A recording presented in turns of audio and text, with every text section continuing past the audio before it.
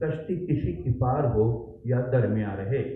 شاعری اور معاشرے کے تعلق میں ناگزیر ہے کہ شعری بیانیہ اسی خطے کا ہو۔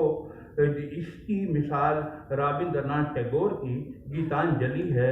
پاکستان میں تاحال پاکستانی ادب کی بات تو کی جاتی ہے، کیا پاکستانی پریس، پاکستانی شہر یا پاکستانی خطے سے چھپنے والے ادب کو پاکستانی ادب کہا جا سکتا ہے؟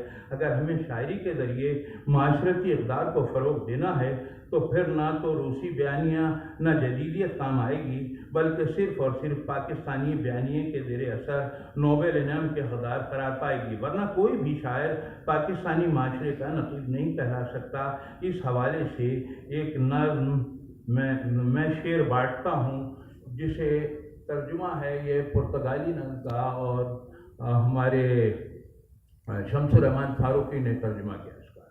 تو میں نے کہا چلتے چلتے، کیونکہ شاعری پر میں کچھ پڑھ رہا تھا اور میں نے کوئی شاعری کو کوٹ نہیں کیا، تو میں نے ترجمہ اٹھا لیا شمس الرحمن فاروقی کی کلیات سے۔